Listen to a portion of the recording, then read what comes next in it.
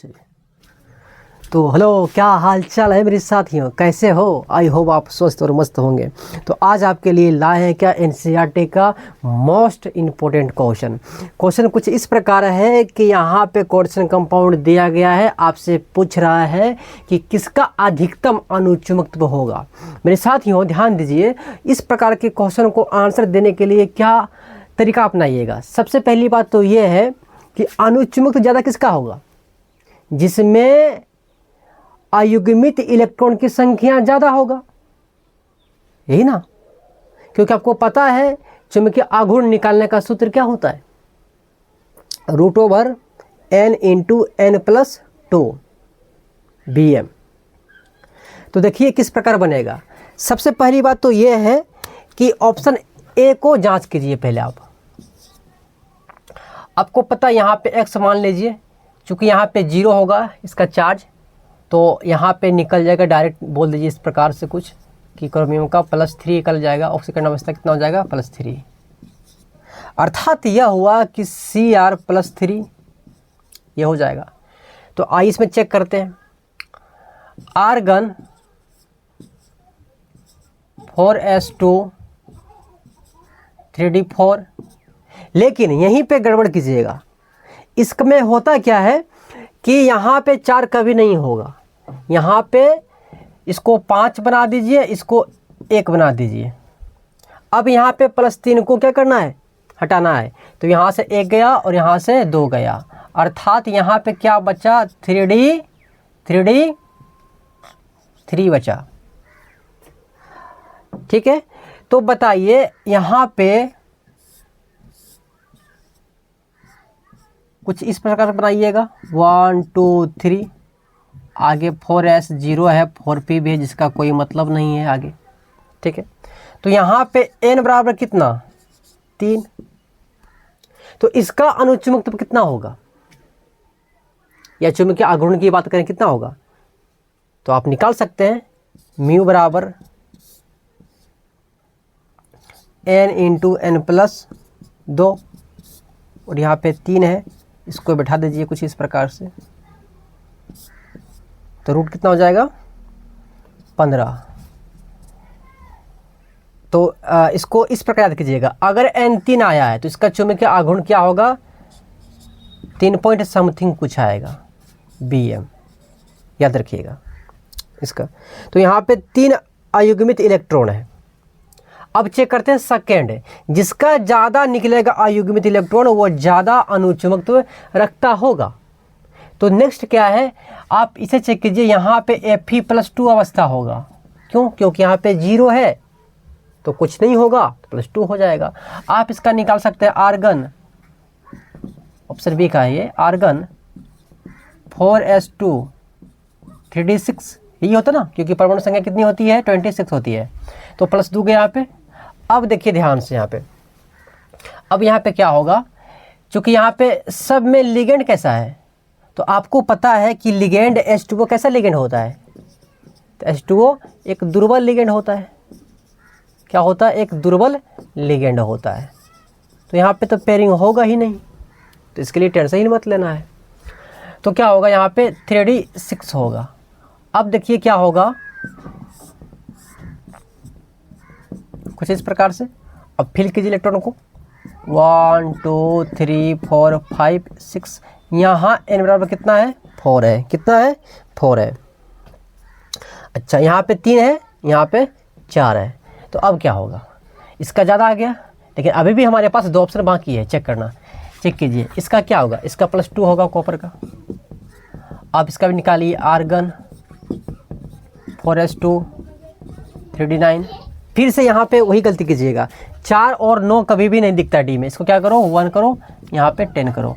अब देखो ध्यान से, 2 खाना ना, +2 भगा दो, 1 यहाँ से, अर्थात 3d9। तो कितना होगा, n इसमें कितना होगा, तो n होगा, आप देख सकते हैं n कितना होगा,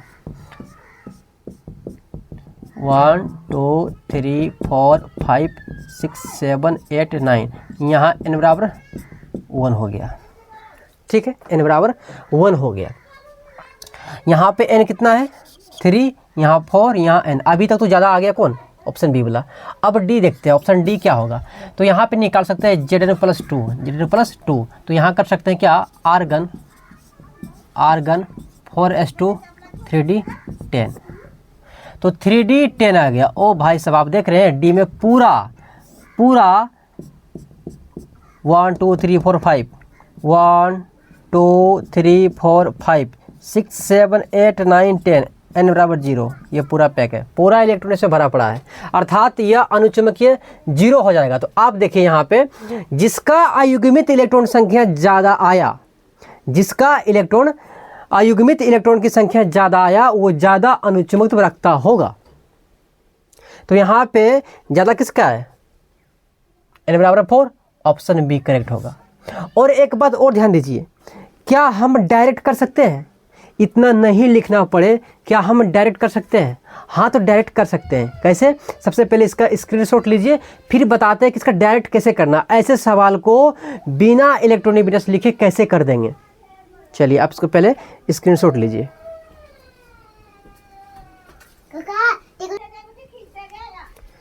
तो अब आइए इस क्वेश्चन को डायरेक्ट करते हैं बिना इलेक्ट्रॉनिक बिट्स लिखे। तो कैसे करेंगे, सुनिए ध्यान से। सबसे पहले यहाँ पे देखिए Cr+3 ये है। अब इसका डायरेक्ट निकाल लेंगे क्या, n बराबर, अर्थात अयुग्मित इलेक्ट्रॉन की संख्या। सबसे पहले परमाणु संख्या कितना होता है, 24 होता है। आप क्या कीजिए, 4 2 6 और 6 में से 3 को ख़त्म कीजिए, 3 आ गया, अर्थात n बराबर 3। याद कीजिए इससे पहले निकाले थे 3 और यहाँ पे n बराबर 3 निकल चुका है। अब देखिए यहाँ पे Fe+2 परमाणु संख्या 26, आप जोड़ दीजिए, 6 2 8, 8 में से 2 गया 6। अब उसमें जब 6 आ जाए तो क्या करना, 10 में से घटा देना 6, तो 4, अर्थात n बराबर 4।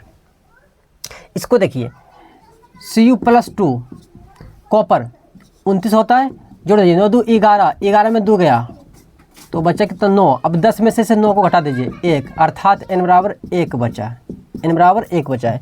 अब देखिए Zn+2 तो इसका आता है 12, कौन सा वर्ग में आता है, 12 में, तो 12 में से 2 माइनस कीजिए 10 और 10 में से 10 कीजिए, अर्थात 0, n बराबर 0। तो आप देख सकते हैं यहाँ पे ज़्यादा आ रहा है।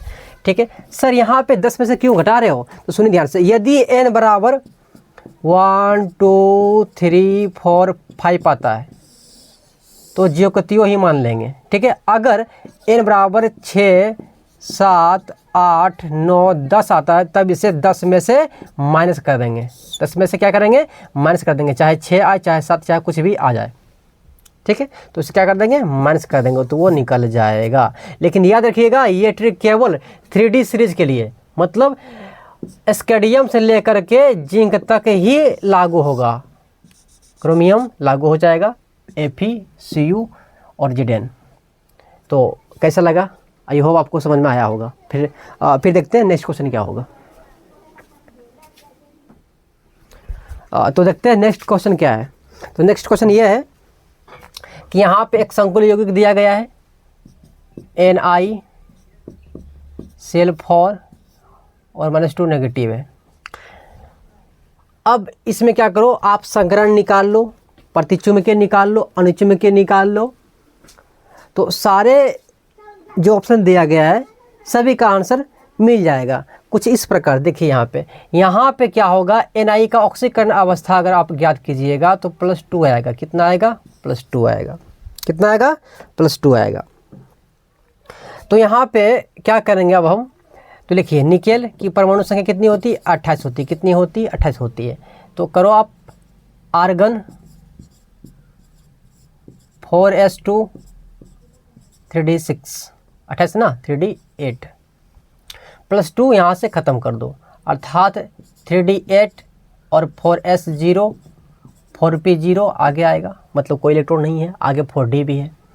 तो अब क्या होगा, सुनिए ध्यान से, यहाँ पे क्या निकालेंगे हम, 1 2 3 4 5 8 यहाँ पे है, ये करो 1 2 3 4 5 6 7 8, n बराबर 2, अर्थात n बराबर 2, अर्थात n बराबर 2 आ चुका है। इसका मतलब ये कैसा है, अनुचुंबकीय, अपना रंग दिखाएगा क्योंकि इलेक्ट्रॉन है अनुचुंबकीय।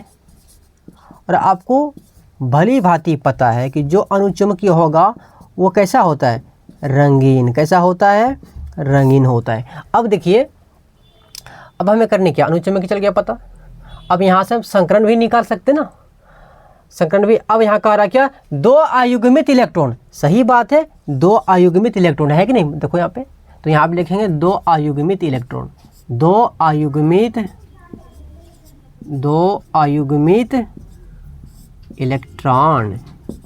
क्या होता है मेरी भाई, दो अयुग्मित इलेक्ट्रॉन होता है। अब यहाँ पे संकरण देखते हैं। तो संकरण कुछ इस प्रकार देखिएगा। सबसे पहली बात तो यहाँ पे ये होगा कि यहाँ पे 4s जो खाली है आगे बना लीजिए। हम यहाँ बना लेते हैं 4s, ये 3d 8 4s0 4p। डी वाले में Cl का इलेक्ट्रॉन नहीं जाएगा, क्योंकि Cl क्या है, क्लोरीन क्या है। तो क्लोरीन एक दुर्बल लिगेंड है। कैसा लिगेंड है, दुर्बल लिगेंड है, दुर्बल लिगेंड है, अर्थात यह पेयरिंग नहीं करा पाएगा। तो होगा कुछ इस प्रकार से। अब सुनिए ध्यान से क्या होगा, क्योंकि Na के साथ Cl 4 बॉन्ड बनाएगा, अर्थात क्लोरीन कितने बॉन्ड बनाएगा, 4 बॉन्ड। अब यहाँ पे जगह तो खाली है नहीं, डी में नहीं खाली, देखो तो बनाएगा किससे बॉन्ड, तो ये बनाएगा एक Cl को यहाँ पे दे देगा, ठीक है। और बचा कितना, 3, तो एक Cl को यहाँ देगा, एक Cl को यहाँ देगा, एक Cl को यहाँ देगा। तो यहाँ अपने Cl के इलेक्ट्रॉन को क्या करेगा, यहाँ पे देगा। तो यहाँ पे क्या हुआ, S वाला 1 इस्तेमाल हुआ, P वाला 3 इस्तेमाल हुआ, sp3। और आपको पता है जहाँ sp3 आएगा वो चतुष्फलकीय होगा। क्या होगा, चतुष्फलकीय होगा, चतुष्फलकीय होगा। क्या होगा, चतुष्फलकीय होगा। तो आप देख सकते हैं क्या चतुष्फलकीय, हाँ सर चतुष्फलकीय है। क्या इसमें दो अयुग्मित इलेक्ट्रॉन है, हाँ 2 युग्मित इलेक्ट्रॉन है। क्या ये अनुचुंबकीय है, जी सर ये अनुचुंबकीय है। अर्थात A B C D सभी सही है। तो ये रहा क्वेश्चन, काफ़ी इंपॉर्टेंट है। तो आप इस स्क्रीन शॉट लीजिए, आप इसे प्रॉपर नोट्स बनाइए, फिर देखते हैं नेक्स्ट क्वेश्चन।